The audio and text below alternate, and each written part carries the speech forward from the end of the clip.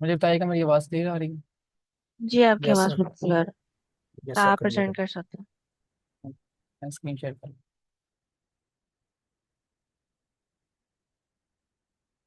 Okay so ये हमारी problem है 43 multiply strings given two non-negative integers nums1 and nums2 represented as strings. Return the product of num1 and num2 also represented as a string. Note में note ये दिया गया है, you must not use any built in big integer library to convert the inputs to integer directly. हमें ये कहा गया है कि आपको दो नम दिए होंगे नॉन नेगेटिव, हमें क्या करना है, इन्हें कोई बिल्ट इन लाइब्रेरी ना, जैसे इंटीजर की लाइब्रेरी हमारे पास होती है, इंट फंक्शन होता है, उसे यूज किया है ना, हमने इन्हें मल्टीप्लाई करना है और इन्हें रिटर्न करना है स्ट्रिंग के फॉर्म में ही। वो हम इसे किस तरह कर सकते हैं? तो हमें कंस्ट्रेंट्स भी दिए हैं कि both nums one and nums two do not contain any leading zero except the number zero itself. मुझे बताइएगा आपको प्रॉब्लम स्टेटमेंट की समझ आ गई? तो सर काइंडली रिपीट कर दें ये ओके। शुरू से थोड़ा। ओके। उन्होंने बोला है कि हाँ, आपको दो नंबर दिए हुए हैं, नम वन और नम टू, दोनों स्ट्रिंग फॉर्मेट में है। आपने क्या करना है, इन्हें मल्टीप्लाई करना है विदाउट यूजिंग एनी बिल्ट इन फंक्शन या लाइब्रेरी। जैसे हम अगर नॉर्मली करते हैं तो हम इसे इंट फंक्शन यूज कर लेते हैं ना, int nums one multiply by int nums two, इस तरह हम कर लेते हैं इन्हें इंटीजर में कन्वर्ट। लेकिन उन्होंने बोला गया है, नोट दिया गया है, you must not use any built in big integer library और convert the inputs to integers directly. यानी हमने इसे कोई डायरेक्ट वैसे कोई चीज़ यूज नहीं करनी जिससे हम इसे इंटीजर में कन्वर्ट कर पाए। एक तो हमें ये काम नहीं करना, दूसरा इन्हें रिटर्न, इन्हें मल्टीप्लाई करके जो आंसर है वो भी हमें स्ट्रिंग में ही रिटर्न करना है। अब सब तरीके से समझ आ गई है आपको? Yes sir. ओके, मैं आपको इसकी देने की कोशिश करता हूँ विजुअल, हम कैसे करने वाले हैं इसे। अच्छा, अगर हम किसी एक नंबर को ना हम लेते हैं, उसे कन्वर्ट कर देते हैं उसमें इंटीजर में, तो बाकी वालों हमें खुद ही समझ आ जाएगा कि कैसे सॉल्व होगी। लाइक अगर हम ये देखें, ये हमारे पास ना, अ, ये देखें, ये हमारे पास नंबर है जैसे 1 2 3। अब हमने हमारे पास क्या है कि हम इसे कोई इंटीजर फंक्शन या लाइब्रेरी यूज करके नहीं कर सकते उसमें कन्वर्ट। फिर हम क्या कर सकते हैं, हम इसकी जो आज की वैल्यूज है ना वो यूज कर सकते हैं। जैसे मैंने यहाँ पर क्या किया है, 0 से लेकर 9 तक की जो आज की वैल्यूज होती है ना हमारे पास, वो मैंने यहाँ पर इसकी पिक्चर लेकर ना यहाँ पर पेश की हुई है, जिसे हम यहाँ पर देखें। अब अगर मुझे यहाँ से अगर 1 की चाहिए वैल्यू, जैसे ये वाला है ना मेरे पास 1 है, ये मैं कैसे इसे यहाँ से, ये अभी ये वाला 1 है ना, ये हमारे पास सारे के सारे जो हैं ये इन स्ट्रिंग में है। अगर मैं इसे कन्वर्ट करना चाहूँ सिंपल उसमें इंटीजर में विदाउट यूजिंग एनी लाइब्रेरी, मैं क्या करूँगा? अब हम देखें कि हमारे पास 0 की है वो 48 है वैल्यू, 1 की है 49। अब अगर मैं इन दोनों की आज की वैल्यूज में से 1 की आज की वैल्यू में से 0 की आज की वैल्यू माइनस कर दूं, तो क्या मुझे 1 नहीं मिल रहा है यहाँ पर? और ऐसे ही अगर मैं जो 2 है इसकी 50 है ना, 50 में से मैं 48 माइनस करता हूँ तो क्या मुझे यहाँ पर 2 नहीं मिल जाए? इसी तरह से 3 के लिए 51 में से 48 तो मुझे यहाँ पर 3 मिल जाना है, इस तरह से। ऐसे ही हो रहा है ना सर? तो हमारे पास क्या है, हमारे पास पाइथन में एक फंक्शन होता है ओड का, which I think stands for ordinal, ordinal value ord. इसमें अगर हम कोई कैरेक्टर पास करें ना, स्ट्रिंग कैरेक्टर, जैसे अब यहाँ पर मैं यहाँ से पास करता हूँ इसे 1 स्ट्रिंग फॉर्मेट में, इसने क्या करना है, इसने मुझे रिटर्न कर देनी है उसकी ओरिजिनल वैल्यू, यानी जो आज की वैल्यू होगी वो मुझे यहाँ पर क्या मिल जाएगी, 49। और मैं उससे फिर क्या कर लूंगा, उसे सब्ट्रैक्ट कर दूंगा यहाँ पर ओरिजिनल वैल्यू लेकर 0 की, 0 की ओरिजिनल वैल्यू लेकर मैं इसे माइनस कर दूंगा। 48 से अगर मैं माइनस करूँ तो मुझे 1 मिल जाएगा। अब इससे इस तरह से मुझे इंडिविजुअल वैल्यू तो मिली जा रही है, लेकिन इन सबको मिलाकर मैं एक डिजिट कैसे बनाऊंगा? वो भी सिंपल है। हम क्या करेंगे, ये अगर मैं हम आपको दिखाऊं सारा, ये हम कैसे करने वाले हैं।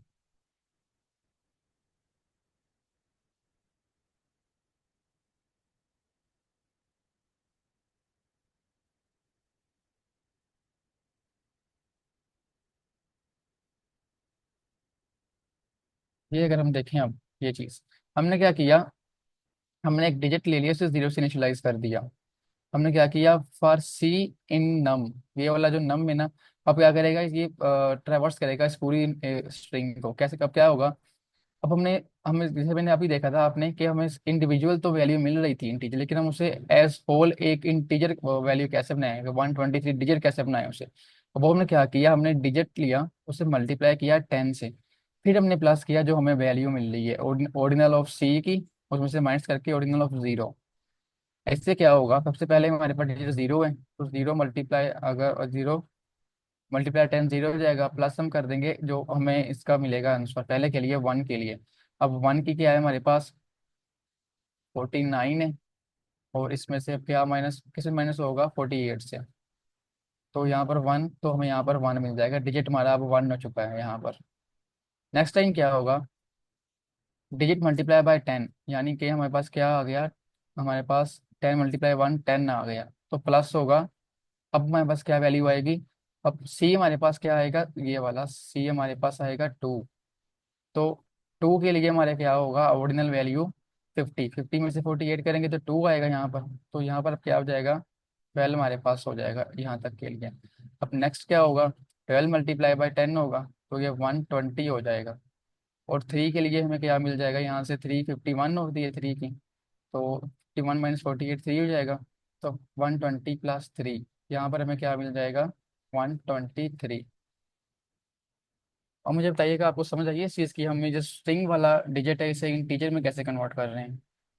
हाँ सर, इसमें मुझे ये समझ गया, ये जो आपने 48 से लेके 57 की वैल्यूज ली हैं, जी सर। ये सर कहाँ से आई है, मतलब ये इसकी सर समझ हमारे नहीं। पास जो है ना, हमारे पास आज की वैल्यूज होती हैं, ये अगर हमने कंप्यूटर फील्ड में होता है हमारे पास आज की वैल्यूज का कंसेप्ट। हर एक जो हमारा होता है ना, कोई भी कैरेक्टर, जैसे हमारे पास इवन सो ये कैरेक्टर है ना हमारे पास एक, ये वाला ब्रेस वाला, इसका भी एक आज की वैल्यू होती है। अगर मैं आपको दिखाऊं तो यहाँ पर, पर कुछ और क्वेश्चन भी है जिसमें ना इसका कंसेप्ट यूज होता है आज की वैल्यूज का, अगर मैं आपको यहाँ पर दिखाता हूँ तो ये देखें, यहाँ पर आप देखें, ये देखें, हर एक सिंगल सिंगल चीज की ना यहाँ पर एक आज की वैल्यू है सिंगल की। जैसे ये देखें, ये स्पेस है ना यहाँ पर लिखा हुआ, स्पेस की आज की वैल्यू क्या है, मेरे पास 32 है। ए मेरे पास जो अल्फा वाला है, अल्फाबेटिक में जो हमारे पास कैपिटल में है, उसकी 65 है। इस तरह जो स्मॉल है उसकी मेरे पास 97 है। तो हर एक सिंगल सिंगल कैरेक्टर के इतना भी पॉसिबल है, जैसे ये देखें, अब ये कोई स्टाइलिश सा सी लिखा हुआ है, इसकी 128 है। तो हर एक कैरेक्टर के लिए ना हमारे पास एक आज की वैल्यू होती है, यूनिक होती है, हर एक की अपनी यूनिक होती है। तो यहाँ पर देखें, जीरो से लेकर यहाँ तक मेरे पास 9 की वैल्यू मुझे मिली हुई है, यहाँ तक, यहाँ से 48 से लेकर 58 तक। अब सर आपको क्लियर हुआ है इस चीज़ का। हाँ तो जी हमारे पास जी ये sir. Thank you computer sir. Field में होता है ये आज की वैल्यूज का कॉन्सेप्ट। यस सर, तो क्लियर है। देखते हैं वापस, अब आप बताइएगा, आपको समझ आ गई है कि ये कैसे कन्वर्ट हो रहा है डिजिट। सर लॉजिक पे रिपीट कर दें, ये आज की वैल्यूज तो समझ आ गए। ओके, तो लॉजिक ये है कि जैसे मैं,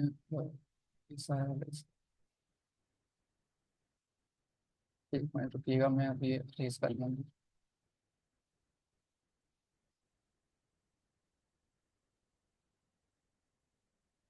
अच्छा, अब सिंपल अगर पहले देखते हैं हम सिंगल एक वैल्यू के लिए, जैसे मेरे पास लेट से वन है, ठीक है।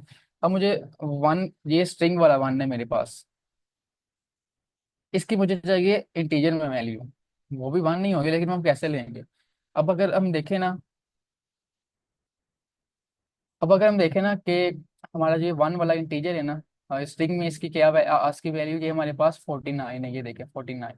मैं अगर ये आपको दिखा भी दूं, यहाँ पर चेक करते हैं, इसे प्रिंट करते हैं, ऑर्डिनल वैल्यू, ऑर्डिनल हमारा फंक्शन है ये, उस ORD से इसका नाम है, आई थिंक इसका जो नेम बनता है वो ऑर्डिनल ही बनता है, ऑर्डिनल वैल्यू।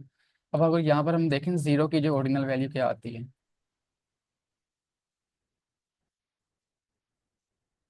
तो ये देखें हमारे पास इसकी जो वैल्यू आई है वो 48 आई है। और इस तरह अगर हम वन की देख लें, तो इसमें अभी आपको वेबसाइट से दिखाई थी, तो उसकी 49 आ गई है। अब अगर वन की हमने निकाली, हम क्या करेंगे, अगर हम इसमें देखें, हमें एक पैटर्न नजर आ रहा है, इस सबकी जो वैल्यूज है ना, वो एक ऑर्डर से चल रही हैं, 48, 49, 50, 51, 52, 53 से ऑनवर्ड से लेकर 57 तक। तो उस ऑर्डर से हमें ये फायदा मिलेगा, लाइक अगर हमें फाइव की वैल्यू चाहिए यहाँ से, तो हम फाइव की जो आज की वैल्यू होगी ना, उसमें से हम जीरो की आज की वैल्यू अगर सब्ट्रैक्ट कर देंगे, तो हमें आंसर यही मिल जाएगा, क्योंकि इनकी वैल्यूज में फाइव का डिफरेंस है। अगर हम यहाँ पर इसे देखें, ordinal of 5 subtract ordinal of 0। तो ये देखें यहाँ पर मुझे क्या आंसर मिल गया 5, क्योंकि इनके जो ऑर्डिनल वैल्यूज है ना, आज की वैल्यूज है इनकी, ये सारी एक ऑर्डर में चल रही है। तो ऑब्वियसली बात है, 0 से लेकर 5 का जो गैप होगा वो 5 का ही होगा अगर ऑर्डर में चल रही है। तो इस ऑर्डर का हमें फायदा मिल रहा है, तो हम ऑर्डिनल फंक्शन यूज करके, ये ऑर्डिनल फंक्शन में क्या कर रहा है कि हमें इसकी ना इंटीजर में रिटर्न कर रहा है। ये देखें, इंटीजर में वैल्यू, आज की वैल्यू रिटर्न कर रहा है इंटीजर में। ये यहाँ पर लिखा हुआ है इसके डिस्क्रिप्शन में, return the Unicode point for a one character string. एक उनसे वन कैरेक्टर देंगे, उसका यूनिकोड रिटर्न कर देगा हमें, जो हम वैसे हमें आज की टू वैल्यू बोल रहे हैं उसे। तो इस तरह हमें आज की वैल्यू मिल रही है। अब ये बताइएगा मुझे, आपको समझ आइए कि हम एक सिंगल कैरेक्टर से उसकी स्ट्रिंग वाले कैरेक्टर से उसकी आज वो इंटीजर वैल्यू कैसे निकाल रहे हैं। जी सर, समझ आ गई ordinal function sir. Obviously ordinal function, सिर्फ ऑर्डिनल फंक्शन से नहीं, हम ऑर्डिनल फंक्शन से उसकी आज की वैल्यू निकालने के बाद उसे 0 से सब्ट्रैक्ट जी कर रहे हैं, 0 की आज की वैल्यू से, सो दैट हमें वही वापस रिटर्न मिल जाए इंटीजर में। तो ये इस तरह हमें जी सिंगल सिंगल तो मिल ही जा रहे हैं इस तरह से। क्या हमें सिंगल में 1 भी मिल जाएगा, 2 भी, 3 में, लेकिन हमें सिर्फ ये इंडिविजुअल नहीं चाहिए, हमें ये एज होल एक नंबर चाहिए, इस तरह 123 करके एक पूरा डिजिट। वो हम कैसे कर रहे हैं, हमने डिजिट को 0 से इनिशियलाइज किया, और हमने इस जो हमारी स्ट्रिंग थी ना, इसे ट्रैवर्सिंग स्टार्ट कर दी इसकी। अगेन से लिख लेता हूँ, 1 2 4 3। हमने इसकी ट्रैवर्सिंग स्टार्ट कर दी, और इसे हमने 0 से इनिशियलाइज कर दिया डिजिट को। तो क्या हुआ, ये अब इसकी पहली बार इसने देखा डिजिट की वैल्यू क्या है 0। इसने क्या किया, 0 मल्टीप्लाई 10 किया, तो 0 आ गया, प्लस ऑर्डिनल ऑफ सी। अब सी हमारे पास रिसेंटली अभी सी क्या चल रहा है हमारे पास, 1 है, क्योंकि हमने ये नम की हम ट्रैवर्सिंग कर रहे हैं ना। तो ये 1 बाय 1 सारे कैरेक्टर्स की ट्रैवर्सिंग होगी, अभी सी से अभी हम 1 पर चल रहे हैं, तो 1 आ जाएगा सी। अब ऑर्डिनल ऑफ सी 1 की क्या है हमारे पास 49। अब 49 में से क्या होगा हमारे पास, सब्ट्रैक्ट 48, हमें क्या आंसर मिल जाएगा 1। तो 0 + 1, यहाँ पर अभी हमें वैल्यू 1 आ गई है। अब डिजिट की वैल्यू हमारे पास क्या हो गई है यहाँ पर 1। अब नेक्स्ट टाइम जब चलेगा ये, तो यहाँ पर 2 पर आएगा, और सी की वैल्यू क्या होगी अब हमारे पास 2। अब डिजिट की वैल्यू 0 नहीं रही है, 1 हो गई है, तो 10 मल्टीप्लाई बाय 1, अब हमारे पास क्या आएगा 10। और प्लस हम क्या करेंगे, ऑर्डिनल ऑफ सी, सी अब क्या है 2, 2 की वैल्यू क्या है यहाँ पर हमारे पास 50। अब 50 में से हम माइनस करेंगे 48, तो हमें यहाँ पर 2 आंसर मिल जाएगा। उसे हम प्लस कर देंगे इसमें डिजिट में, तो अब हमें क्या यहाँ पर मिल गया आंसर 12। तो हमारा जो डिजिट हो गया वो यहाँ पर हो जाएगा हमारे पास 12। उसके बाद क्या हमारे पास आया लास्ट करेक्टर सी। मैंने सी इसलिए आया क्योंकि सी मैंने स्टैंड फॉर करेक्टर। तो अब सी हमारे पास 3 हो गया। हमने फिर से वही स्टेप रिपीट किया, 10 मल्टीप्लाई बाय 10 हमारे पास क्या आ गया, हमारे पास यहाँ पर 120 आ गया।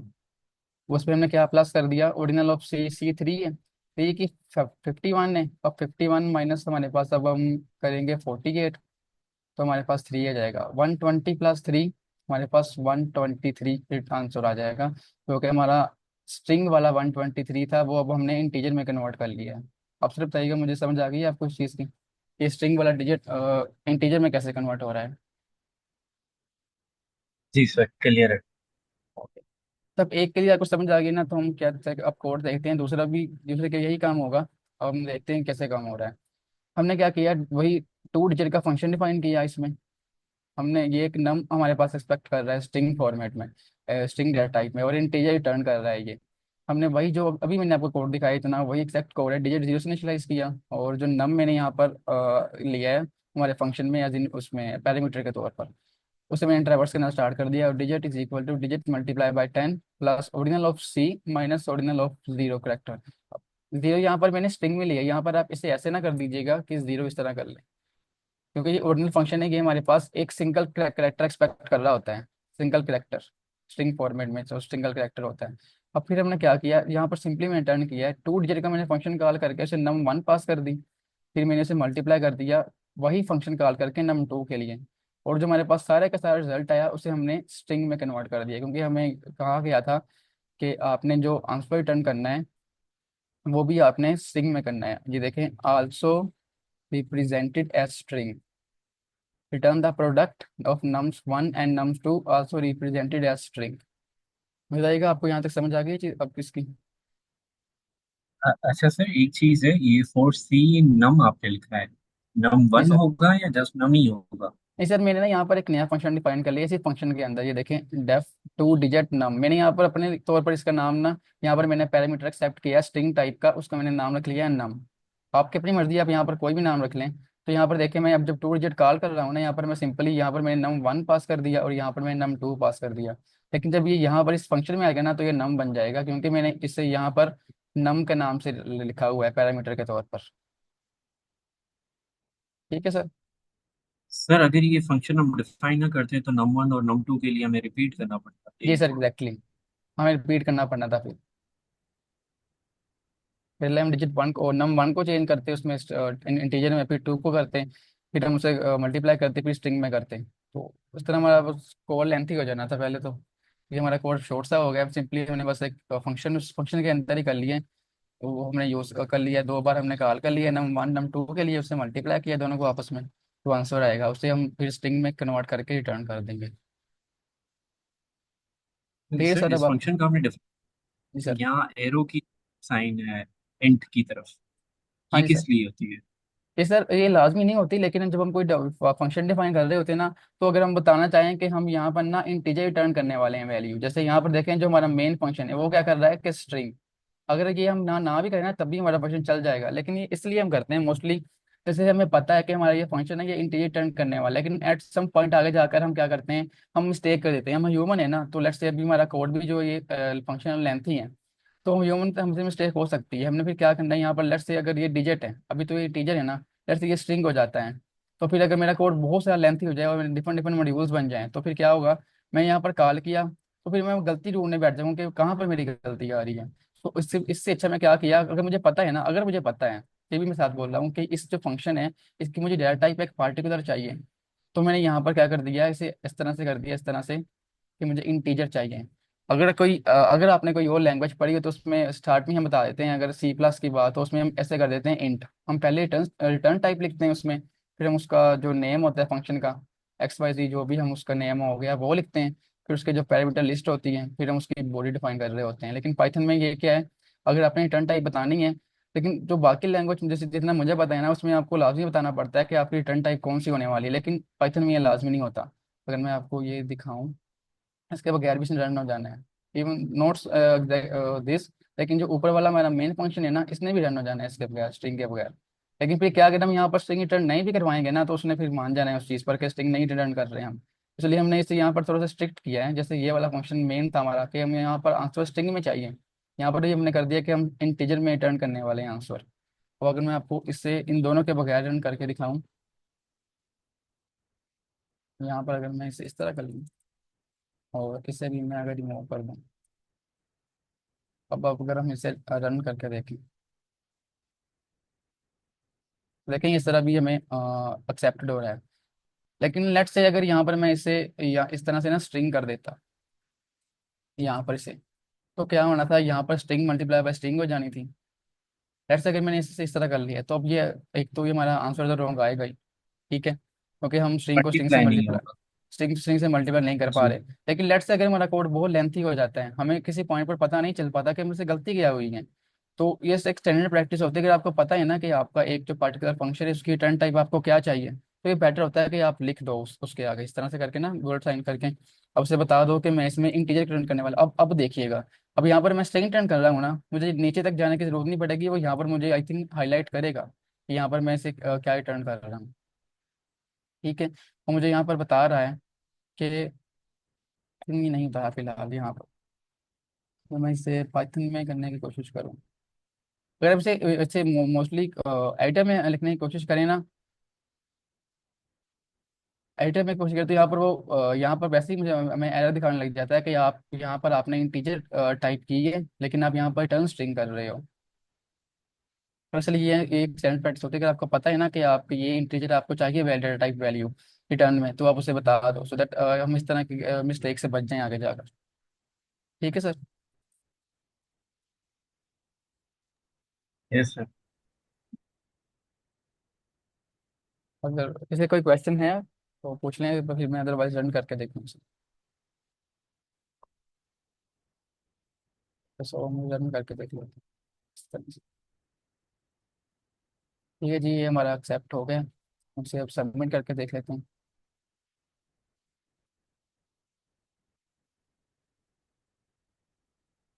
ये हमारा एक्सेप्ट हो गया सबमिशन इसकी। तो अगर किसी का कोई क्वेश्चन है तो काइंडली मुझसे पूछ लें, एनीवन, अदरवाइज फिर मैं सर को हैंड ओवर कर दूँ।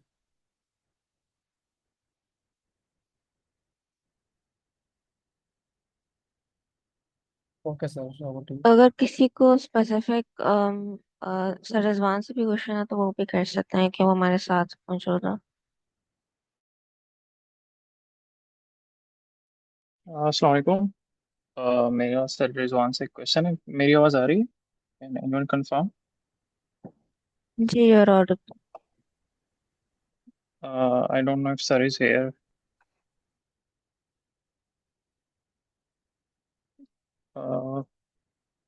Sir Rizwan, are you here?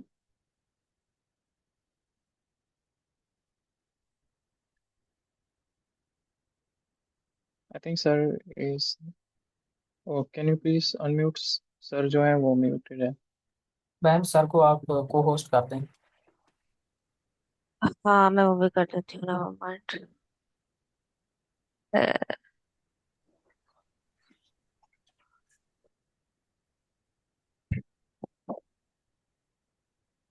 Sir Rizwan अब आप देख लें एक मरतबा शिकन।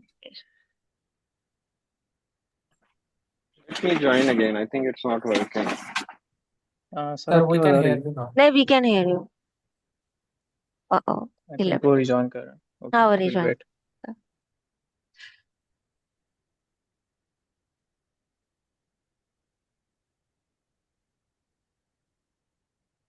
हाँ let me just make him. Hello. Sorry, मैं अनम्यूट नहीं कर पा रहा था। मेरा ख्याल नो है प्रॉब्लम। प्रॉब्लम मेरी तरफ था, तो आई हैड टू रीजॉइन। जी जी, अस्सलाम वालेकुम एवरीवन। ओके। वालेकुम वालेकुम सलाम। सलाम सर। चलिए, थैंक यू। नहीं, बड़ा अच्छा सेशन चल रहा था। जी जी, कोई क्वेश्चन था तो जरूर पूछिए। यस सर, अस्सलाम वालेकुम सर। वालेकुम सलाम। Adeel here. Thank you sir for joining. मैं अभी इस टाइम जीके की लाइब्रेरी में बैठा हूँ।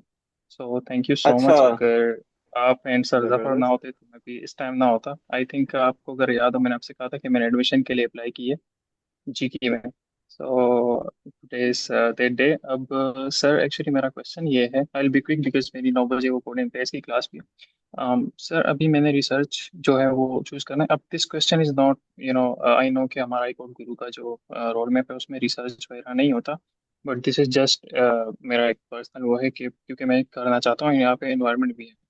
तो सर मुझे हम्म। प्रॉब्लम आ रही है।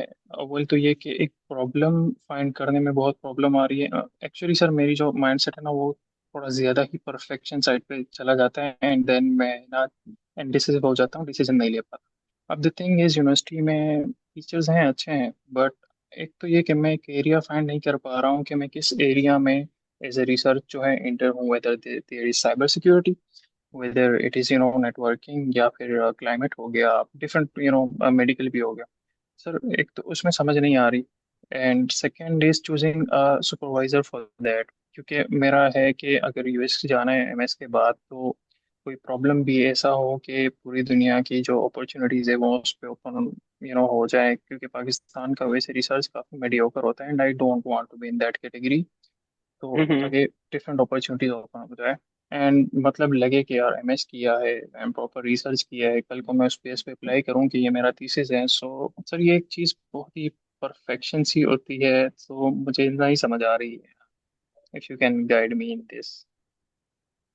अच्छा अच्छा, नहीं नहीं, चले।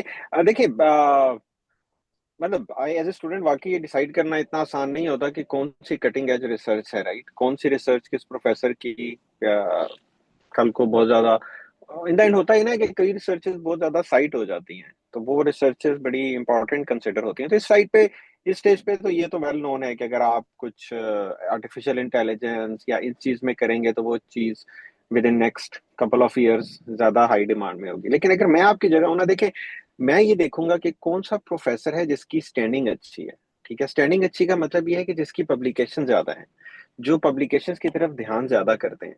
अब आप देखेंगे कुछ प्रोफेसर साल में 2 पब्लिकेशंस कर रहे हैं, कुछ साल में 10 पब्लिकेशंस कर रहे हैं। ठीक है, तो मैं इस स्टेज पे अगर आपकी जगह हूं, मैं वो प्रोफेसर ढूंढूंगा जो ज्यादा पब्लिकेशन ओरिएंटेड है, ताकि मैं उसके साथ कोई पब्लिश कर सकूं।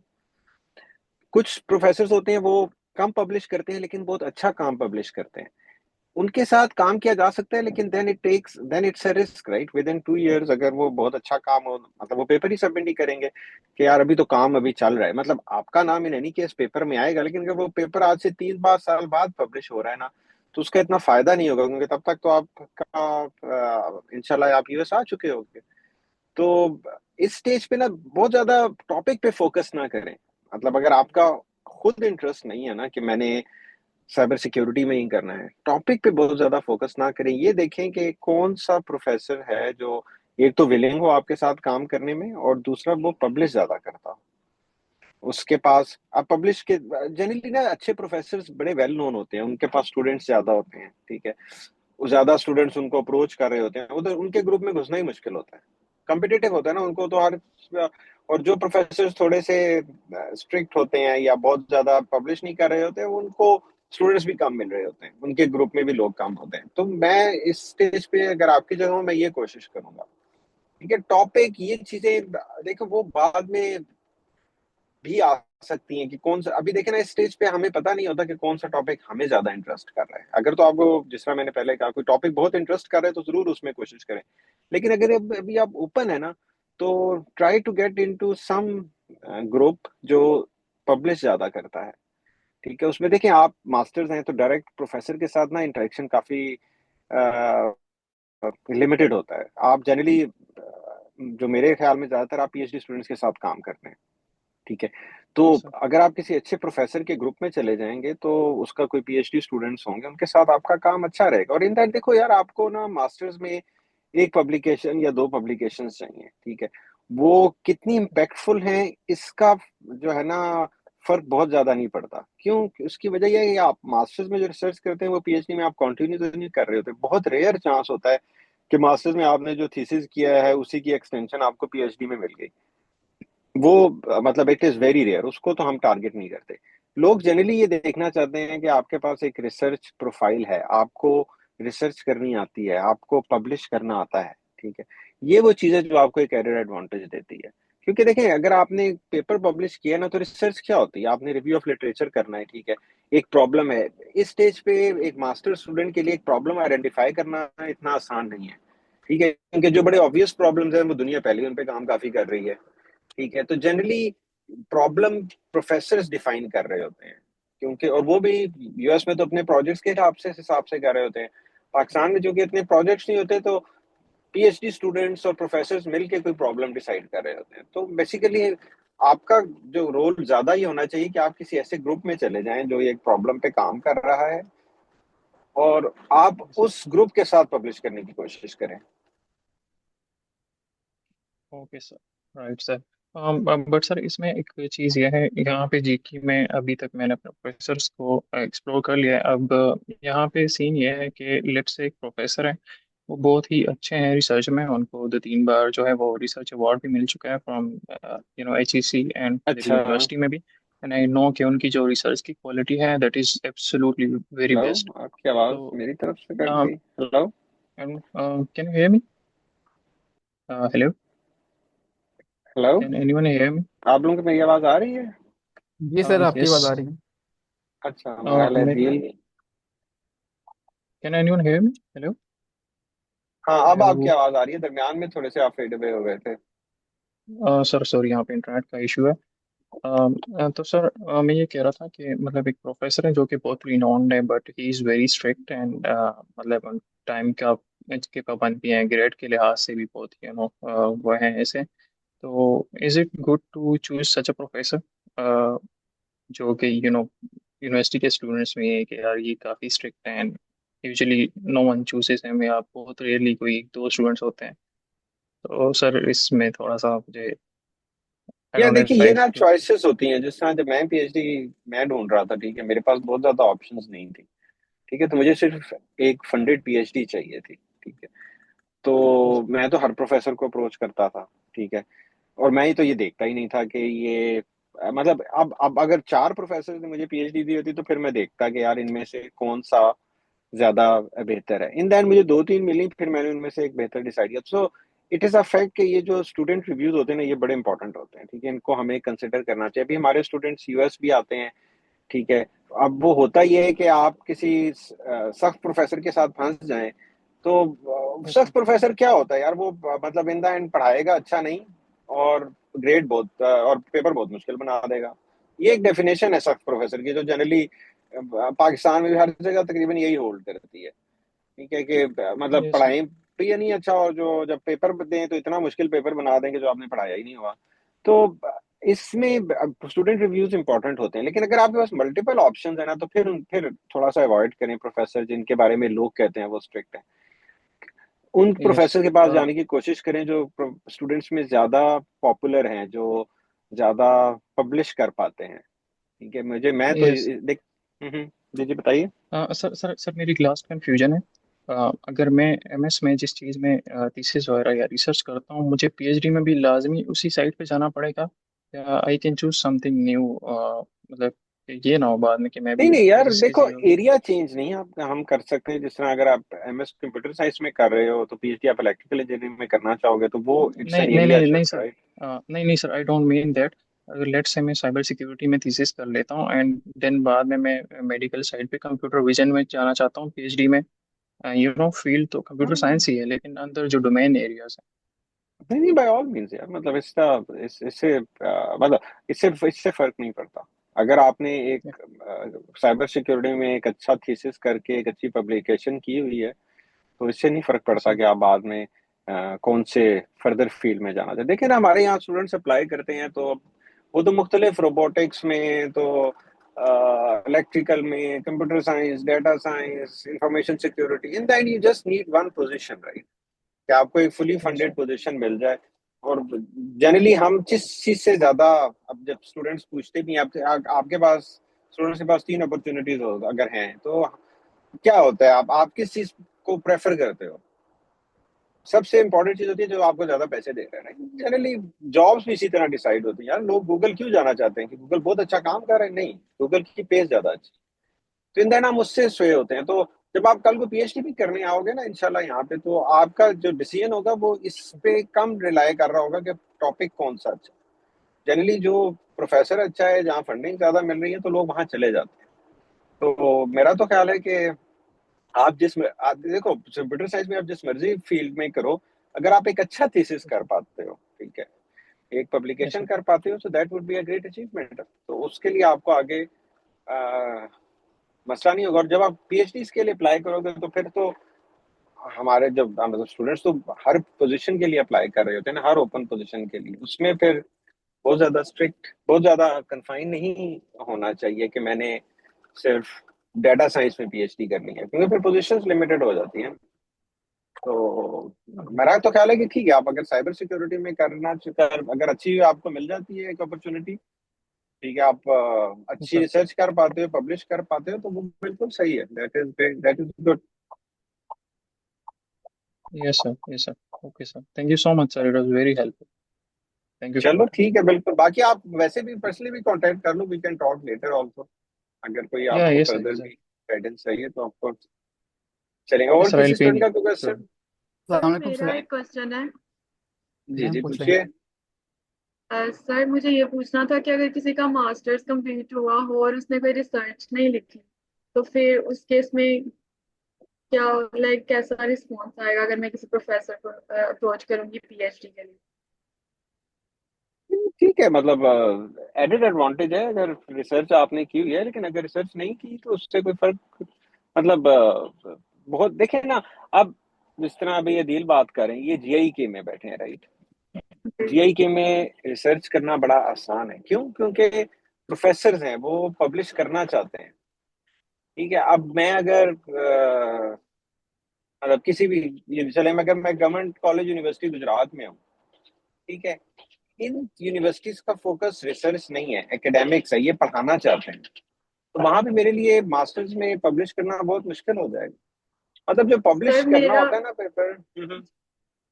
सर मेरा यूआईटी लाहौर था, मैंने ट्राई किया काफी कि वो पब्लिश करवा दें, कुछ नोवेलिटी थी उसमें थोड़ी सी, लेकिन सर के पास टाइम भी नहीं था और उन्होंने रिस्पॉन्स भी पॉजिटिव नहीं दिया, तो मैं नहीं कर पाई उस टाइम। फिर मैं जॉब स्टार्ट कर दी तो उसमें बिजी हो गई, देन वो खत्म हो गई। लाइक मुझे था कि इसका इतना तो नहीं होगा बेटर, वरना मैं और ज्यादा उनको फोर्स करती। बट अब मैं इसलिए पूछ रही हूँ कि मैंने मास्टर्स कंप्लीट है लेकिन मेरी रिसर्च नहीं है। हमारे तो ज्यादातर स्टूडेंट जो आते हैं उनकी पब्लिकेशन नहीं होती। देखिए, पब्लिकेशन एक एडेड एडवांटेज है, but that's not the only thing जो आपको पीएचडी या स्कॉलरशिप दिलवाएगी। ठीक है, क्या क्या चीजें आपके प्रोफाइल में होनी चाहिए? देखिए, आपके प्रोफाइल में आप आपने मास्टर्स किया हुआ है, दैट्स गुड। मास्टर्स का जीपी अच्छा होना चाहिए। ठीक है, आई होप कि वो अच्छा है, 3 से कम नहीं होना सर चाहिए। मेरा बीएस और मास्टर दोनों का अल्हम्दुलिल्लाह अच्छा है। अच्छा, चलिए, दैट्स ग्रेट। तो देखिए, उसके बाद फिर क्या चीज चाहिए? आपके पास पब्लिकेशन हो, आपके पास इंटरनेशनल एक्सपोजर हो, आपने हैकाथॉन्स गई हो, आप कोडिंग कंपटीशंस गई हो, आपके पास वॉलंटियर एक्सपीरियंस हो, आपने पढ़ाया हो, आपने स्टूडेंट्स को गाइड किया हो, आपने किसी भी फोरम पे, हाईकोर्ट गुरु एक एग्जांपल है, आपने स्टूडेंट्स को हेल्प किया हो, उनको टीच किया हो। ठीक है, अब जी ये सारी चीजें हैं जिनमें से आपका आइलेट्स में स्कोर अच्छा हो, आपने जीआरई किया हो। अब देखिए ना, they all are not must, लेकिन इनमें से आप जितनी चीजें ऐड करेंगे उतना आपके लिए चीजें आसान होती जाएंगी। कोई भी स्टूडेंट हमारा सारी चीजें ऐड नहीं कर पाता, क्योंकि सारी चीजें ऐड करना मुश्किल है। लोग जीआरई नहीं देते, ठीक है, लोग पब्लिश नहीं करते, ठीक है, कुछ स्टूडेंट्स पढ़ाते नहीं है। तो इट्स जस्ट समथिंग विच आप जितना इसमें इन चीजों में से जितनी चीजें आप सेलेक्ट करेंगे उतना आपका प्रोफाइल बेहतर होगा। So you don't need all of them, but try to get most of them. जैसे आप, मुझे नहीं पता आप स्टैनफोर्ड कोड इन प्लेस में भी हैं या नहीं है, तो जी सर दैट मैं वाज अ पढ़ा गुड रही हूँ। अपॉर्चुनिटी। ओह, सर दैट्स पढ़ा ग्रेट। रही हूँ तो देखिए कोडिंग। ना, ये तो दैट्स ग्रेट। तो ये जिस तरह डील भी है, तो that's a great opportunity, right? अब उससे that will in the and, जिस तरह एक पब्लिकेशन क्या प्रूफ करती है? पब्लिकेशन सिर्फ ये प्रूफ करती है कि आप एक अच्छे स्टूडेंट है। देखिए, प्रोफेसर ने आपसे वो पब्लिकेशन नहीं करवानी, ना उसने उस एरिया में आपसे रिसर्च करवानी है, वो तो एक डिफरेंट एरिया होगा। वो एक, इवन फर्ज करें आपका आपका एरिया भी वही है, तो the the topic would be totally different, right? तो जी उसने आप उसको आपकी रिसर्च से कोई फायदा नहीं होगा।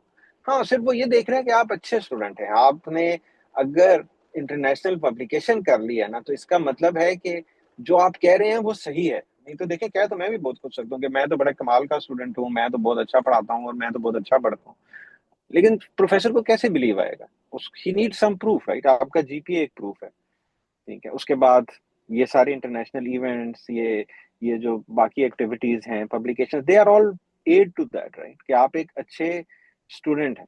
तो अगर आप, आपके पास और बहुत चीजें हैं, तो पब्लिकेशन के लिए फिर परेशान ना हो। अगर कर सकती हैं, व्हाई नॉट, लाइक। लेकिन अगर इस स्टेज पे ऑफ कोर्स आप, टाइम ज्यादा हो गया है, अब आप जॉब कर रही हैं, वो टॉपिक भी थोड़ा जी सा मे बी फेड अवे हो गया हो इस टाइम पे, तो देन जी। Don't worry about that. Sir एक हम और हमारे क्वेश्चन ज्यादातर था। स्टूडेंट्स आते हैं। जी जी। जी सर जी। मैं थोड़ा सा एक बताऊंगा, हमारे ज्यादा जी जी सर। स्टूडेंट्स आते हैं, उनकी पब्लिकेशन नहीं होती। और जिस तरह अभी अदील भी यही कह रहे थे, हम पब्लिकेशन इनकरेज नहीं करते। इसकी एक रीजन है कि इसमें टाइम ज्यादा लगता है, इट टेक्स ईयर्स, जी राइट? आपने भी बैचलर्स में जब काम, मास्टर्स में अपने काम किया है, तो it takes it takes almost a year के आप एक अच्छी पब्लिकेशन कर सकें, उतना आप डाटा इकट्ठा करें, उतनी आप रिसर्च करें। तो वो टाइम जनरली हमारे आपको पता है स्टूडेंट्स के पास नहीं होता। और अपॉर्चुनिटी बड़ी जी इंपॉर्टेंट है ना। चले, आप तो अच्छी थी जो यूईटी लाहौर में है, that has more opportunities relative to other universities. तो कमिंग बैक, सिर्फ पब्लिकेशन अच्छी चीज है, but it's not must. Sir एक और क्वेश्चन था, वो ये था कि जब मैं प्रोफेसर लाइक को इंटरव्यू दूंगी तो उसमें मैं अपना बीएस और एमएस का प्रोजेक्ट, फाइनल ईयर प्रोजेक्ट या जो भी मेरा थीसिस था वो एक्सप्लेन करूँ बिल्कुल। टेक्निकली अब क्योंकि एंड। देखिए, बैचलर्स थोड़ा टाइम हो गया आपको, लोग जी लेटेस्ट पे ज्यादा फोकस करते हैं। तो अगर आपका, देखिए, आपने किसी चीज पे बोलना है, जी आप किस जी चीज पे बोल सकती हैं? जरूरी नहीं है अगर आपने उसके बाद कोई अच्छा हैकाथॉन की हुई है, उसका कोई प्रोजेक्ट किया हुआ है, या प्रोफेसर का कोई रिसर्च पेपर आपको बड़ा इंटरेस्टिंग लगे, आप उस पर बोल सकते हैं। तो थोड़ा सा जी। आपने बोलना है। मास्टर ओके थीसिस चूंकि आपने थोड़ा सा काम किया होता है, इट्स गुड, लेकिन बेहतर ये कि प्रोफेसर से पूछना है। अगर प्रोफेसर उस टॉपिक में ही काम नहीं कर रहा, तो फिर शायद वो बहुत ज्यादा इंटरेस्ट ना ले, जी कि मतलब लेकिन आपने कोई चीज, जनरली आप स्टूडेंट सेलेक्ट करना करना चाहिए कि आप किसी चीज, जिस तरह हमारे जब जब जनरली स्टूडेंट्स प्रेजेंट करते हैं, अपना प्रोफाइल प्रेजेंट करते हैं, उसके बाद प्रोफेसर की कोई एक रिसर्च एरिया ले लेते हैं, कोई एक रिसेंट रिसर्च पेपर, उसके बारे में थोड़ी सी बात करते हैं, उसको थोड़ा सा समझ लेते हैं। अब तो ये चैट जीपीटी से चीजें और भी आसान हो गई हैं, पहले तो पेपर समझना मुश्किल होता था, अब तो आप चैट जीपीटी को पेपर दें तो वो खुद ही आपको चीजें समझाता रहता है, राइट? इंटरेक्टिव हो जाके हो जाता है। तो सर ये तो उस पे पेपर हम आपने खुद थोड़ा सा सिलेक्ट बताना करते था। हैं? हम हम खुद खुद, हाँ। सिलेक्ट करते हैं या प्रोफेसर कहता है कि आप इसी को प्रेजेंट करें? कुछ केसेस में प्रोफेसर कह देते हैं कि आप, ये मेरा रिसर्च पेपर है, अगर वो ये चेक करना चाह रहे हैं कि आपको आपकी रिसर्च अंडरस्टैंडिंग और ये चीजें कितनी बेहतर हैं, कुछ केसेस में कह देते हैं, लेकिन जनरली स्टूडेंट्स खुद ही प्रोफेसर का कोई रीसेंट रिसर्च पेपर सेलेक्ट कर लेते हैं। उसका रिसेंट होना इसलिए क्योंकि प्रोफेसर उसमें रिसर्च कर रहे हैं, तो उसको थोड़ा सा वो एक्सप्लेन करते हैं कि जी मुझे ये समझ आई है और ये मेरा पर्सपेक्टिव है। एक दो क्वेश्चंस पूछ लेते हैं कि मुझे ये चीज समझ नहीं आई, so that's how you can interact. लेकिन अगर आपका मास्टर का थीसिस भी अगर आपने उसको अच्छा किया हुआ है, विच आई होप आपने किया होगा, तो जी। व्हाई नॉट उसको प्रेजेंट करें। Okay sir, thank you sir. तो आपने कब अप्लाई करना है? अभी आप नेक्स्ट ईयर इंशाल्लाह अप्लाई करेंगे, इस साल आपने किया हुआ है अप्लाई? नहीं सर, इसी साल अप्लाई करूंगी मैं इंशाल्लाह। एक दो दिन में कल मैं वो करियर सर्विस वाली टॉक सुनूंगी ना, वो उसमें 5 to 6 PM जो होती है, उसके बाद सर ने कहा हम्म। था कि आप स्टार्ट करना उसमें कुछ क्वेश्चंस क्लियर करके। तो इसी वीक से इंशाल्लाह स्टार्ट करें अप्लाई करना। चलें, आपका जो, जिस तरह मैं जितने भी स्टूडेंट्स अप्लाई करना चाह रहे हैं, मैं ये जरूर एडवाइस करूंगा कि आप सबसे पहले ना ये आइलेट्स की तरफ तवज्जो दें। आइलेट्स दे दें एक दफा, ठीक है? सर क्योंकि वो ये तो तो, दे दिया है। हाँ जी। अच्छा चलें, दैट्स राइट, दैट्स ग्रेट। तो आपका क्या बैंड क्या है उसमें? सर वो इतना अच्छा नहीं आया, बट 6.5। नहीं, 6.5 ठीक है, अच्छा मतलब मैं, आप क्राइटेरिया तो मीट करती हैं। 7 दरअसल चाहिए होता है जी। कई जगह टीए शिप के लिए, अगर आरए शिप के लिए नहीं हाँ चाहिए होता, लेकिन टीए शिप के लिए जी। वो कई जगह आपसे ना, मेरा ख्याल है स्पीकिंग में और लिसनिंग में 7 मांग लेते हैं। लेकिन जी 6.5 सर, ठीक है, मैंने that's वो सर से पूछा था, सर जफर से भी, तो उन्होंने कहा नहीं, इसके साथ भी अगर आप उनको इम्प्रेस कर पाए तो इट्स फाइन। हमारे सारे स्टूडेंट्स इसके साथ भी गए हैं, तो वो इसलिए मैंने उसको कहा, मतलब छोड़ दिया कि चलो इतना ही ठीक। हाँ। नहीं नहीं, फिर दूसरा आप भी पीएचडी के लिए रही है ना, तो जी। हाँ, फिर कुछ स्टूडेंट्स होते हैं वो यहाँ आके आपको कहते हैं कोर्स कर लें, उसके बाद वो टीए शिप दे देते हैं, तो वो भी ओके। ठीक है। हाँ, मतलब टाइम के बाद अगर 6.5 है तो I will not waste time and resources again कि दोबारा मैं आइलेट्स दूं और 8 ले लूं, मतलब आइलेट्स में 6.5 7 इज फाइन। तो चलिए देन, होपफुली आप अभी अप्लाई करें, कोशिश करें कि स्प्रिंग में आ जाए। मतलब अभी देखें ना, नेक्स्ट ईयर दो है, नेक्स्ट ईयर या तो आप जनवरी में आ सकते हैं या सितंबर में क्लासेस शुरू होती हैं, तो सर जनवरी मैं वाले अभी अमूमन। अप्लाई करूंगी तो फिर सितंबर में आऊंगी ना, ऐसे होगा? इस साल सितंबर में, जी। इस साल सितंबर में आप ट्राई कर सकती हैं, लेकिन ज्यादातर यूनिवर्सिटीज की डेडलाइंस पास चली गुजर चुकी हैं। लेकिन चूंकि आपने पीएचडी के लिए आना है तो चांसेस हैं, लेकिन ज्यादा चांसेस आपके नेक्स्ट ईयर जनवरी वाले हैं, स्प्रिंग जिसे हम कहते हैं यहाँ पे, इसको ओके। स्प्रिंग सेमेस्टर कहा जाता है। तो मैं, दैट वुड बी वन, या that would be one good way to do. लेकिन मैं इस साल भी अप्लाई करें पीएचडी में, हो सकता है लेकिन आपका प्रोफाइल अच्छा है, किसी प्रोफेसर को पसंद आ जाएगा, ही वुड और शी विल टेक यू। लेकिन अगर जनरली मास्टर्स या मास्टर्स लीडिंग टू पीएचडी के लिए आप इस पे वो स्टूडेंट्स स्प्रिंग के लिए अप्लाई करेंगे, जो फॉल, जिसे हम यहाँ फॉल कहते हैं, जो सेमेस्टर है ना, जो सितंबर अगस्त के एंड में या सितंबर में शुरू होता है, उसके उसकी डेडलाइंस तकरीबन गुजर गई है। लेकिन वाई नॉट, आप अप्लाई करें, लेट्स सी। आपके पास तो माशाल्लाह सारा कुछ है, अब आपने आइलेट्स भी दे जी दिया है, सर। आपका जीपीए भी अच्छा है, स्टैनफोर्ड कोड इन प्लेस में, होपफुली आप ये जो भी हार्वर्ड और यूसी बर्कले और इनके जी कोडिंग सर। कंपटीशंस में अगर गई हैं तो अच्छी बात है, नहीं गई तो भी जो आ रहे हैं जी उनमें सर जरूर जाए, करेंगे। ताकि आपका, तो that will create your profile, तो जी व्हाई सर, नॉट, सर चलें जफर ने भी कहा इंशाल्लाह। था एमएस और पीएचडी दोनों में कर लें अप्लाई। हाँ बिल्कुल, that is the way. Masters एक और करने का फायदा ही होता है, जब आप, मतलब यहाँ पर आपको पता है पीएचडी का कोर्स वर्क काफी होता है, पाकिस्तान में भी है, लेकिन यहाँ भी पीएचडी का कोर्स वर्क काफी एक्सटेंसिव होता है, and that it's equal to a masters. तो आप यहाँ लाइक देखेंगे लोगों ने यूएस से दो दो मास्टर्स किए होते हैं, क्योंकि वो जब पीएचडी में जाते हैं तो वो इन द एंड पीएचडी के लिए मेरा ख्याल है मतलब आपको मास्टर्स करना जरूरी नहीं है, लेकिन इतना कोर्स वर्क आप कर लेते हैं कि लोग एक दो और कोर्सेज लेके मास्टर्स की डिग्री भी ले लेते हैं। तो बिल्कुल, आप masters leading to PhD, PhD दोनों के लिए अप्लाई करें। पीएचडी की पोजीशंस थोड़ी सी कम होती हैं, मास्टर्स लीडिंग टू पीएचडी की मुझे लगता है पोजीशन ज्यादा होती हैं। सिर्फ पीएचडी थोड़ा सा कम्पिटिटिव भी सर ज्यादा मुझे हो ये जाता है फिर पॉइंट वो। समझ नहीं आया। सर ये जो आपने कहा देखिए, कि पीएचडी थोड़ा एक्सपेंसिव होता है और एमएस नहीं, इसकी समझ नहीं आई। लाइक नहीं नहीं फुल एक्सपेंसिव स्कॉलरशिप नहीं, पे मैं नहीं कह रहा होते था, फिर? नहीं नहीं अच्छा अच्छा। मैं कह रहा था कि अपॉर्चुनिटीज थोड़ी सी कम होती हैं। Okay masters leading to okay right. PhD की अपॉर्चुनिटीज ज्यादा होती है। देखिए ना, अगर मैंने किसी स्टूडेंट को डायरेक्ट पीएचडी में लेना है ना, तो मैं बहुत ज्यादा थोड़ी सी ना बहुत ज्यादा केयरफुल हूँ मैं, जिसे हम कहते हैं ना उर्दू में, छान पटक ज्यादा करूंगा कि यार ये स्टूडेंट अच्छा है, इसको हम्म। मैं 5 साल के लिए ले रहा हूँ। तो यहाँ जनरली पीएचडी 4 से 5 साल लेती है, तो गड़बड़ी ना हो जाए। ठीक है, तो लेकिन जब ओके मैं मास्टर्स लीडिंग टू पीएचडी के लिए स्टूडेंट लेता हूँ, then I have time, right. 2 साल में ये अच्छा करेगा तो ठीक है, आगे पीएचडी में चला जाएगा, अगर नहीं करेगा तो मास्टर्स करके निकल जाएगा। तो इसलिए right. Masters leading to PhD की पोजीशन ज्यादा होती हैं, प्रोफेसर हैव मोर इंटरेस्ट।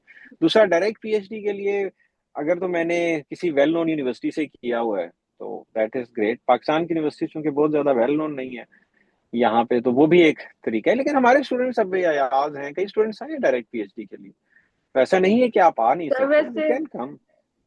हाँ जी।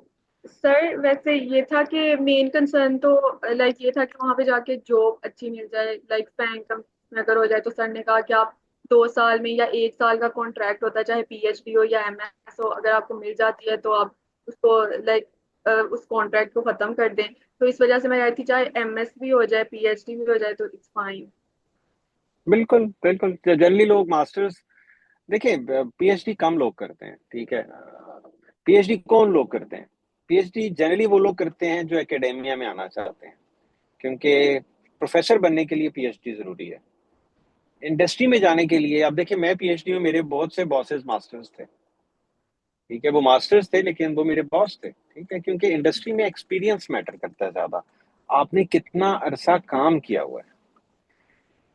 तो ओवरऑल ट्रेंड क्या है कि आप पीएचडी करें, 5 साल लग जाएंगे आपके मास्टर्स के बाद, ठीक है। उसके बाद अगर आपने इंडस्ट्री में ही आना है तो फिर आप डायरेक्ट मास्टर्स के बाद आ जाएं, क्योंकि उस 5 साल के एक्सपीरियंस की बेस पे आपकी स्टैंडिंग, आपकी पोजीशन, आपकी पे ज्यादा हो जाएगी रिलेटिव टू जो आप पीएचडी करके आएंगे। तो इस वजह से लोग जो है ना, जनरली जो इंडस्ट्री में आना चाहते हैं वो मास्टर्स के बाद इंडस्ट्री में आ जाते हैं। पीएचडी पे अब ऐसा नहीं है, मेरी टीम में, पिछली टीम्स में, अभी की टीम में बहुत सारे पीएचडीज हैं, तो ऐसा नहीं है कि आप आते नहीं है। लेकिन जनरल ट्रेंड ये है कि अगर आपने सिर्फ, मतलब फैंग में कितने पीएचडीज होंगे और कितने मास्टर्स होंगे, राइट। तो अगर आप ओवरऑल देखेंगे तो आप उनके टॉप के इंजीनियरिंग लीड्स देख लें, वो जनरली मास्टर्स होते हैं, पीएचडीज कम होते हैं। तो इसलिए अगर इंडस्ट्री में जाना है तो फिर मास्टर्स काफी है। लेकिन अगर आपका पैशन है, आप पीएचडी करना चाहते हैं, तो व्हाई नॉट, मतलब it it opens more opportunities. Specially अगर एकेडेमिया में जाना है फिर तो it is it is must कि आपको पीएचडी करनी चाहिए। लेकिन it's your on choice, right. आप इंटरेस्टेड हैं, रिसर्च आपको कितनी अच्छी लगती है, क्योंकि देखिए ना, यूएस में you are well paid, but in any case PhD student is less paid then अगर आप जॉब में होंगे। तो in the end for 5 years you are being less paid because you are a student, right. आप job तो नहीं कर रहे। तो that's why people make a choice. और एटलीस्ट मैं यूरोप में भी था और यहाँ पे भी आपको ज्यादातर, आपको अमेरिकन लोग कम नजर आते हैं पीएचडी में, राइट। आपको ये चाइनीज, इंडियन, अब तो ये आपको अपने साथ पाकिस्तानी, ये लोग कर रहे होते हैं इंडोनेशियन। PhD, right. क्योंकि अमेरिकन क्या करेंगे, उनको पता है दे नीड, वो मास्टर्स करेंगे and they will go to job, right. वो कहते हैं जॉब शुरू करें यार, हम we start earning and we make a life and we rise high. तो that's how the difference comes. लेकिन हम लोग चूंकि एक तो हम आ बाहर से रहे होते हैं, फिर हमने स्टेब्लिश होना होता है, फिर then we try to go for PhDs. चलें, ठीक है, चलें। और किसी का कोई question? So my main concern is अस्सलाम वालेकुम सर। job only. अच्छा, हाँ चलें, that's great. Ahmed sir, Ahmed आप सवाल कर सकते अस्सलाम वालेकुम सर। जी जी, वालेकुम सलाम, जी जी कीजिए। सर मैं ना सॉफ्टवेयर इंजीनियरिंग में ना 8 सेमेस्टर में यूनिवर्सिटी ऑफ एग्रीकल्चर फैसलाबाद, मेरी ना 3.80 CGPA है। तो मेरे अच्छा साथ यूँ हुआ था कि जबरदस्त। मैं ना फर्स्ट सेमेस्टर में थोड़ा ऑफ द ट्रैक हो गया था, तो काफ़ी 3.2 आई थी मेरी जीपीए, जिस वजह से मुझे बहुत सारा बैलेंस करते करते ना 8 सेमेस्टर तक अभी तक तो मैं कोई भी खास कोई इंटरनेशनल एक्सपोजर नहीं ले पाया। तो खैर अब मैं 8 सेमेस्टर में हमारा सब्जेक्ट ही एक होता है। तो अब मैंने रिसेंटली पास्ट मंथ ही ज्वाइन किया हाईकोर्ट ब्यूरो, तो मैं हार्वर्ड में भी मेरा है अब, और सेक्शन स्टैनफोर्ड में भी मैं पढ़ा रहा हूँ मेंटोर के तौर पर, और यूसी बर्कली में भी गया हूँ, और जो अभी मेरा रिसेंटली हैकाथॉन हुआ है उसमें भी गया हूँ। सर मेरा और मेरा फाइनली प्रोजेक्ट है वो भी काइंड ऑफ यूनिक ही है। तो मेरे जो प्रोफेसर थे ना सुपरवाइजर, उन्होंने मुझे मैंने उन्हें बोला कि मुझे इससे कुछ चैलेंजिंग करना है, क्योंकि ये मैं काफ़ी कुछ चीज़ें कर चुका हूँ फायर बेस वाली और ये ई कॉमर्स साइट्स, तो मैं कुछ ऐसा नहीं करना चाहता जो मोस्टली हमारे जो फाइनेंस स्टूडेंट होते हैं उनका अक्सर होता है। उन्होंने मुझे 2-3 वो सर्च पेपर दे दिए, उन्होंने कहा देख लो अगर तुम इसमें से कुछ कर सकते हो। तो मैंने वो पढ़े, उनमें से एक ना मेरे फील्ड से रिलेटेड था, डाटा बेसिस पर।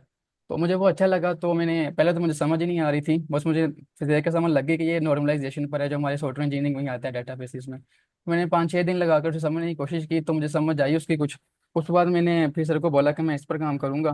तो उसके बाद मैंने 20-25 दिन लगाने के बाद ना उस पर काम कर लिया, मैंने सर को दिखा दिया आउटपुट। फिर मैंने डिफरेंट डिफरेंट ना जो डेटा बेसिस की बुक्स हैं वो उठाई, और उनमें से ना जो टेबल वगैरह देखकर उनकी उन पर टेस्टिंग की तो सारी ठीक चली गई। मैंने बोला कि आपका प्रोजेक्ट अच्छा है और है भी यूनिक, तो अगर आप चाहते हो तो हम इसे पब्लिश कर सकते हैं। तो मैंने कहा सर वाई नॉट, फिर हम्म कर लेते हैं। सर ने मुझे फिर बोला एक सॉफ्टवेयर इम्पैक्ट्स करके ना, सर ने मुझे बोला ये जर्नल है, इसमें चाहे इसकी गाइडलाइंस चेक कर लो, अगर तुम चाहते हो तभी हम करेंगे, अदरवाइज कोई जरूरत नहीं है। तो मैंने उसकी फिर गाइडलाइन पढ़ी, उसको तो अच्छी खासी गाइडलाइन थी 30-35 पेजेस की। तो वो मुझे पढ़ते पढ़ते 8-10 दिन लगे, फिर मुझे समझ लग गई, फिर मैंने राइटिंग स्टार्ट कर दी। फिर वो आई थिंक 1-1.5 महीना लगा उस पर। तो सर ने कहा इसमें ये भी है, तुम स्टूडेंट हो तो तुम्हें इतना खास पता नहीं है राइटिंग का, तो इसमें ये है कि इसके ना पेजेस कम होते हैं, 3-4 पेज का ही होता है, क्योंकि इसमें ये बाकी सर्च टाइपिंग वो वाला का सीन नहीं होता। इसमें होता है कि आपने एक सॉफ्टवेयर बनाना है इंडस्ट्री के लिए, नावल वगैरह, उसमें जो बाकी लोग भी कंट्रीब्यूट कर पाए उस सॉफ्टवेयर के रिलेटेड ही आपने लिखना होता है। तो मैंने कहा सर ये तो फिर मैं कर हम्म सकता हूँ, तो फिर मैंने उस पर लिखना स्टार्ट किया। तो अब उसकी सबमिशन भी की हुई है, तो भी वो एडिटर के पास है सॉफ्टवेयर इम्पैक्ट्स में। सर कहते हैं कि ये डब्ल्यू कैटेगरी का है ये सॉफ्टवेयर इम्पैक्ट्स जर्नल। तो अब सर मैं इस चीज़ में कंफ्यूजन में था कि मुझे मेरे लिए ये पॉसिबल है जनवरी 2026 के लिए अप्लाई करना, तो इसलिए मैं सोच रहा था फिर। और मेरा सर लीड कोड भी मैंने पिछले महीने नहीं स्टार्ट किया है, तो आई थिंक 32 या 33 दिन हुए मेरा अभी चल रहा है, 153 स्कोर चल रहा है। और मैं उधर आयकर ग्रुप पर भी हर वीक जो हर फ्राइडे को ना, क्योंकि मैं बाकी बाकी पूरे वीक में वो कर रहा होता हूँ और रीड कोड कर रहा होता हूँ, तो मेरे पास टाइम नहीं होता। मैं फ्राइडे में फिर प्रेजेंट करता हूँ जितने भी सेशन होते हैं फ्राइडे को, ऑलमोस्ट सारों सारों में करता हूँ। मेरा ये से एक था कि सर अगर मेरा इस मंथ के अंत तक ना 250 या 260 तक पहुंच जाना है, क्योंकि मैंने एक लिमिट सेट की होती है, बस दिन में 5 वैसे नहीं करने होते, तो बाद मैं बर्न आउट ना हो जाऊँ। मेरे कंसेप्ट भी काफ़ी अच्छे क्लियर ही थे थ्रू द डिग्री, क्योंकि मैंने वो पढ़ी हुई थी डीएसए भी, लेकिन तब मुझे पता नहीं था इसकी इंपॉर्टेंस इतनी ज़्यादा है। तो मुझे दोबारा से समझने में कोई इतनी खास मुश्किल नहीं होती कंसेप्ट को। तो अब मेरा ये था कि मुझे अब जून में आइट्स के लिए करना चाहिए और 26 जनवरी के लिए अप्लाई करना चाहिए, एम आई वर्थ इट। तो इसलिए मेरा क्वेश्चन था कि मुझे आइट्स करना नहीं यार, चाहिए व्हाई जून नॉट। में नहीं। देखें यार, अपॉर्चुनिटीज तो, अगर देखें आपका जीपीए माशाल्लाह अच्छा है, प्रोफाइल भी आपका अच्छा है, अगर आप ऑलरेडी ये आपने कहा ना आप स्टैनफोर्ड में हो, पढ़ा रहे हो भी जी सर, स्टैनफोर्ड में जी आप। सर, जी सर पढ़ा हाँ रहा तो हूँ। मतलब अब व्हाई नॉट, आपके चांसेस हैं तो अप्लाई, आपको जनवरी वाले सेशन के लिए अप्लाई करना चाहिए। देखिए उसका क्या फायदा होगा जनवरी वाले में, कि एक तो आपके डॉक्यूमेंट्स प्रिपेयर हो जाएंगे, आपको एप्लीकेशन प्रोसेस में आप आ जाओगे, you will be in the run. उसी रन में फिर अगर फर्ज करो खुदा ना खास्ता अगर नहीं होता जनवरी वाले में, तो फॉल वाले में आपका हो जाएगा। जनवरी में चूंकि थोड़े से कम होते हैं ना, सीट्स थोड़ी सी कम होती हैं, तो जिस तरह हमारी पिछली बार 5-6 स्टूडेंट्स आए थे जनवरी में, फॉल में 20 to 30 स्टूडेंट्स आते हैं, तो ये रेशो होती है। लेकिन आपका मैं तो अगर हूं तो why not apply for spring, जिसको हम स्प्रिंग 2026 सेशन कहते हैं, एंड प्रिपेयर फॉर फॉल, कि अगर नहीं होगा तो मैं फॉल 2026 में चला जाऊंगा। तो या you have a good chance, why not आप अप्लाई करो, जितनी गाइडेंस चाहिए होती है तो जरूर। और यूनिवर्सिटी ऑफ एग्रीकल्चर फैसलाबाद के तो हमारे पास बहुत स्टूडेंट्स हैं, और बहुत स्टूडेंट्स यूएसए में आ भी चुके हैं, इट्स अ ग्रेट यूनिवर्सिटी। तो आप लोगों का, क्योंकि आप लोग आपस में कोलैबोरेट भी ज्यादा करते हो, आप लोगों के अपने ग्रुप्स बने हुए हैं, आप लोगों के प्रोफेसर्स इंटरेस्ट लेते हैं, स्पेशली मैम वजीहा हैं, और so you have a good environment, और माशाल्लाह आपका प्रोफाइल अच्छा है, तो मुझे तो पूरी, आई एम श्योर कि इंशाल्लाह आप स्प्रिंग में आ जाओगे, स्प्रिंग 2026 में, तो बिल्कुल अप्लाई करो। तो वो सर तो वाणी मुझे आइट्स करना चाहिए जून में, हाँ मेरे आइलेट्स पास आइट्स ही करना रहता है। चाहिए। तो सर ठीक है, मैं फिर बिल्कुल। हाँ बहुत शुक्रिया सर। आइलेट्स जितनी जल्दी दे सकते हो ना उतनी जल्दी दे दें, ताकि फिर अभी ना आप प्रोफेसर्स को अप्रोच करना शुरू कर दो। ठीक सर है वो इसलिए मैं अभी कि नहीं करता ये, क्योंकि अभी और डिग्री भी आनी है ना, वही जून तक वो एंड जाएगी, फिर मैं कंप्लीटली डिग्री साइड से फ्री हो जाऊंगा, तो फिर मैं बस वही करूंगा सिर्फ फाइट सी, तब तक मेरा लिक्विड भी अच्छा हो जाएगा। इसलिए मैं वो जून अच्छा का सोचा हुआ है, तो अभी डिग्री भी चल रही है ना साथ अच्छा साथ। अच्छा। ठीक है, तो सही है सही है। ठीक ठीक है ठीक है, अपना टाइम लो यार। मतलब ये हम हमेशा अपने बच्चों को जरूर कहते हैं कि जो आपका वो है ना, डिग्री जीपीए ये सबसे ज्यादा इम्पोर्टेंट है। तो जीपीए कंप्रोमाइज नहीं होना चाहिए। इट्स गुड कि आप अपने जीपीए को पे फोकस कर रहे हो, तो जीपीए सही रखो। जब डिग्री खत्म हो तो फिर इंशाल्लाह अप्लाई करें। चलिए, मेरी दरअसल 9 बजे ऑफिस की मीटिंग शुरू हो रही है, तो मुझे ड्रॉप करना होगा। तो बहरहाल it was great session, and thank you ma'am Safia और बाकी लोगों का for for attending this session. और स्पेशली अहमद यजदान, आपने बड़ा अच्छा पढ़ाया। Thank you it was great. तो चलें फिर इंशाल्लाह नेक्स्ट नेक्स्ट सेशन में मुलाकात होती है। ठीक है, चलें, सॉरी इंशाल्लाह, मुझे थैंक यू ड्रॉप सर। करना होगा। No thank you problem sir. Sir. Okay, thank you thank you अल्लाह फॉर सर। हाफिज। कमिंग। अल्लाह हाफिज, अल्लाह हाफिज। Thank you sir. किसका प्रेजेंट करना रह गया था, I am not sure. Yes, ma'am. I will present in next class. No issue. Okay. I Yes, sir, boss. Okay, best. Okay. Thank you, ma'am. Allah Hafiz. अल्लाह अल्लाह हाफिज़ हाफिज़। Everyone.